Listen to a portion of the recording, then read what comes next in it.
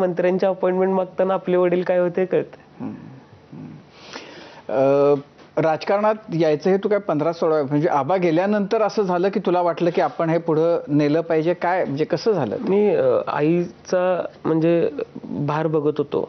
एक पद्धत अशी आहे की आपल्या कुटुंबाचा संपर्क मतदारसंघात फार मोठ्या प्रमाणात आहे आणि लोकांनी विश्वास ठेवला होता. लोकांच्या अपेक्षा आमच्याकडून होत्या.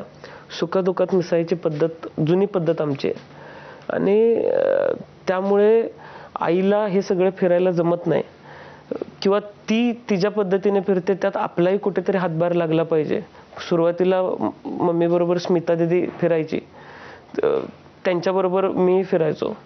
त्याच्यानंतर नगरपालिका तासगावची लागली. घर टू घर प्रचाराची पहिली संधी मला त्यावेळेस मिळाली होती आणि त्याच्यानंतर स्मिता दीदी पुण्याला आल्यानंतर आईबरोबर मी फिरायला लागलो. माझे चुलते पण दोघं थोडेफार लक्ष द्यायचे, तर चांगलं लक्ष त्यांचं असायचं. तर आईचा भार हलका व्हावा म्हणून सुरुवात केली. त्यातनं लोकांच्या अडचणी समजत गेल्या.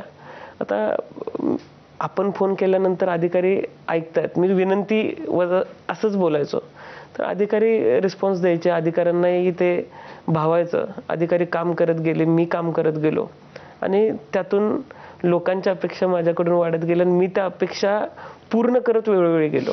पण आता जेव्हा आबांच्या नंतर आई आमदार झाल्या त्यावेळेला तू 15-16 वर्षांचा होता, पण तरी तुला इलेक्शन कशी चालली ते कळत होतं. तर ते इलेक्शन आणि आत्ताचं इलेक्शन तुला काय दोन्हीमध्ये फरक जाणवला? मी 19ची निवडणूक मॅनेजमेंट बघितली होती.